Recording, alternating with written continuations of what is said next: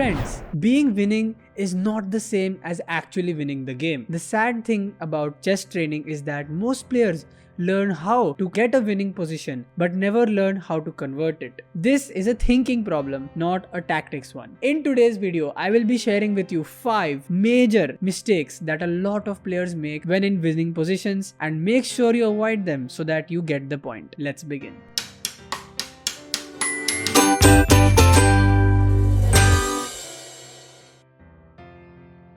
The core idea of this video is that winning positions need structure, not speed, and that mistakes are more costly when you're ahead. Let's get started with the first major mistake that players make, which is switching off after gaining an advantage. What this means is that players, after getting a winning position, directly go into autopilot mode. They do not think about what the opponent can do and just trade aimlessly. This is very harmful as it leaves lot of chances for your opponent to make a comeback. Let me demonstrate an example of why this can be so dangerous. In this position, after black plays bishop c5, it seems that white is simply a pawn up and black doesn't have much compensation for it, so white should be clearly better. Well, the thing is, white still has to be on his feet. If you were white, what would you play here? The correct move is something like castles or maybe knight f3, but a mistake would be to play knight c3. The problem with this is that it allows black to execute his threat behind the bishop c5 move, which was queen d4. A double attack on the f2 pawn and the e5 knight. Now white isn't lost, he can play bishop e3 when after queen e5, d4, queen e7, dc5, knight e4, the position is roughly equal and white has lost all his advantage. Castling seems like a very normal move, but it refutes the threat of queen d4 because now the f2 pawn is protected. Similarly with knight f3, it completely stops queen d4. So you have to be careful. Even if you are seemingly winning by a margin or opponent has nothing to do, you still need to be careful for those cheap traps they can still set on you.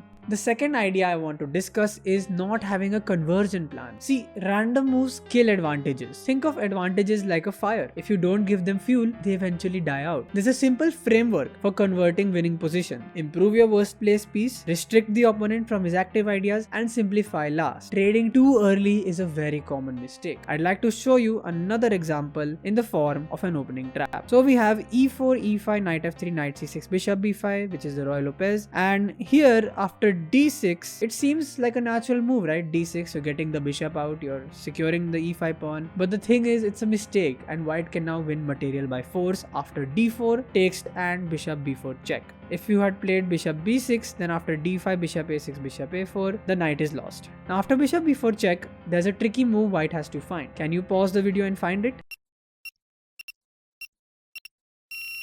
Well, if you got king f1, that's right. Something like knight c3 would lose the advantage, as after a6, bishop d3, bishop g4, white is slightly better but he doesn't have anything tangible to show for his advantage. After king f1, the black bishop on b4 is completely trapped, and after queen a4, there is almost no way black can stop us from winning it. A sample line is something like bishop d7, queen a4, when we threaten to take bishop takes c6 next, and this poor bishop will be lost. Now in the example I want to show you, black plays a6, bishop c6, bc6, queen a4, trapping the bishop as planned, and after a5, a3, the bishop is trapped. Black plays bishop b7, hoping that we'll fall for another trap in the form of a b4, queen b4, rook a1, and this is not really that good. So instead, white realizes that the bishop on b4 is trapped, it can't really go anywhere, so he calmly moves out of danger with queen c2. Now after c5, a b4, c b4, here is the critical moment. White has a piece for a pawn, no doubt a very decent advantage, but what now? Black is not entirely hopeless.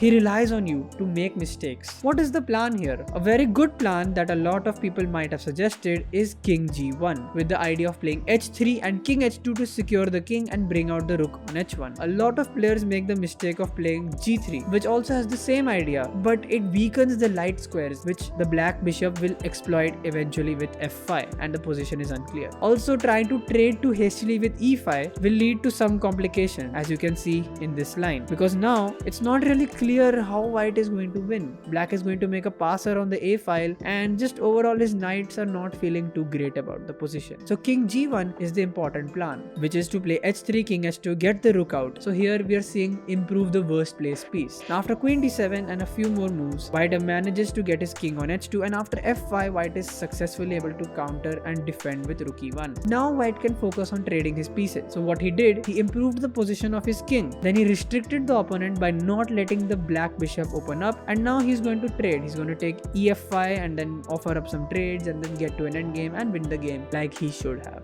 The third thing I want to discuss with you is the fear of imaginary threats, defending non-existent ideas or retreating active pieces. This is like confusing caution with calculation. You think that, oh, my opponent can play this, I'd better stop it. But if you calculate a few moves, you might realize that that move that he's threatening to play is not a threat at all. The key question to ask here is, what happens if I ignore this? Let's say the opponent is planning something.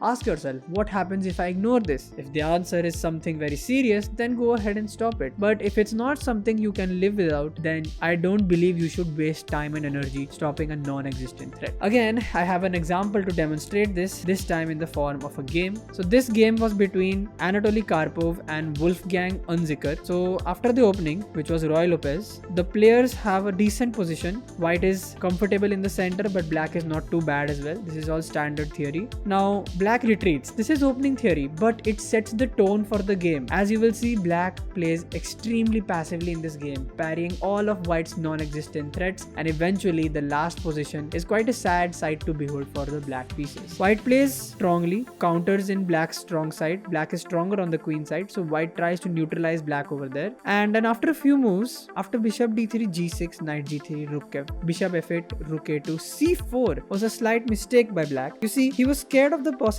that white could eventually someday play queen e2 and put pressure on his b5 pawn. But the problem is that's not really a threat, since the black pieces are well prepared to defend that threat, and if white ever does that, the c3 pawn would become severely weak. Although Unzicker did not realize this and thought it was a serious threat, so he parried it by playing c4. But now I want you to take a look at this knight. What is it going to do? It has nothing to go for, and even this bishop, every piece in black's position is very sad. So c4 kind of seals off the queen side. The only place where Unzicker had some play is now completely sealed off, and Karpov can focus on where he is stronger, the king side. Now white plays very calmly. He regroups his pieces, playing bishop a7 as you can see, clamps down, and now he'll slowly get his both rooks on the a file to dominate it, and he will regroup his pieces very calmly. It's a close position, not much need for tactical prowess. And after a few moves, white plays f4. After f6 and f5, black gets scared again. He's scared of the possibility that the f file might open and white can attack him, so he seals off the position yet again with g5, although this turns out to be the game's decisive mistake. There was nothing to be scared of. Let's say after knight f7, knight g3, bishop h6, queen f2, bishop d7, it's not clear how opening the f file would help white very much, as now black's pieces are very well prepared to defend all the weaknesses along the f file, and they have a few ideas of their own too, like this bishop is suddenly a lot better than it used to be. But anyway, after g5, every piece in black's position is suffocating, and white calmly takes advantage of this with bishop c2 and bishop d1. So now black is helpless against the idea of white's invasion on the light squares. White trades white bishops with ease and then puts his queen right in the black piece's face. After a few more moves, knight h5 and black resigns. You see, this is such a sad position. All of black pieces are on the last two ranks, and it's just very sad to see that black has nothing to do. Let's say he takes queen takes g6, and after h takes g6, the plan would be to plop this knight on f5. This bishop will have to move, and then g7 should eventually win the game. The fourth point I want to discuss is time management collapse. Overthinking in safe positions, trying to find the perfect way to beat your opponent, not that great of an idea. In my previous video about chess variants, I had mentioned a variant called time odds chess, where you purposefully take lesser time than your opponent to practice playing in such pressurized situations. And the main motto there was that making good moves is better than making perfect moves with more time. One more mistake is blitzing because I'm winning. You know, a lot of young chess players especially, they're a pawn up, they're instantly playing moves within 3 seconds, 2 seconds, not considering what the opponent might have in his mind, and that is equally as fatal. The thing is, you should use your advantage right when it appears, so that you can plan out how you want to execute the conversion and then just focus on executing it rather than perfecting each and every move. Simplify decisions, not positions. A great example of this is the game between Nigel Short and Garry Kasparov, where both the players were playing equally well, and at the end Nigel Short had a considerable advantage but lost on time. This was in their World Championship match, so it hurt just as much. After the opening, which was again Roy Lopez, both the players had a decent solid close position. As you can see, the center is locking up. Black trades the bishop on c4, and now both players have quite a solid position.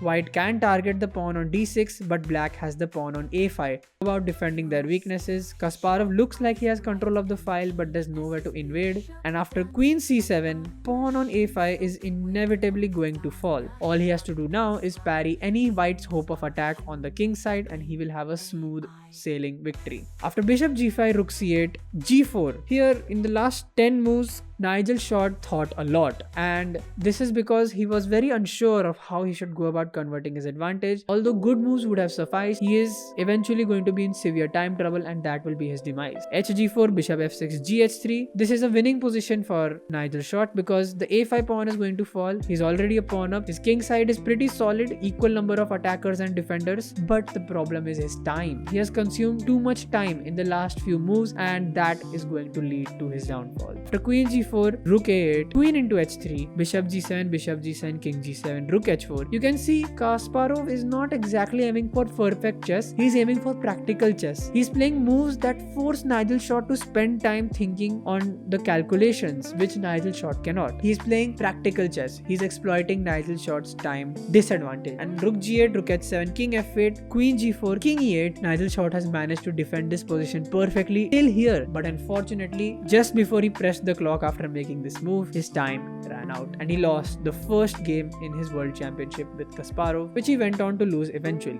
So that's quite sad because he played all the best moves and most of his moves were the top suggestions by computers, but he took too much time in doing so, and that, my friends, was the reason he lost. The fifth and the final thing I want to emphasize is trading the wrong pieces. See, trading is not the same as simplifying. If you remove the opponent's active pieces, that is good for you, but you must keep your strongest pieces, and keep in mind that bad trades revive counterplay for your opponent. Let's have a quick look at another example of this as well. Here in a game between Kramnik and Kasparov, both players play standard opening, is the Grunfeld, and after a few moves the position opens up quite a bit, and over here after the trades white is a pawn up, but black has the bishop pair and the position is quite sharp. So after a few moves black reroutes his queen to the king side, and now after e5, g5, black is trying to create some counterplay, and he does succeed in doing so, but he captures with the queen. So what Kasparov thought is that if I capture with queen, simplify into an endgame, I'll have a decent chance of making a draw, maybe even push for a win. But what he did not calculate was that his bishop is far more passive than white's on d5. And after the trade, e6, white is much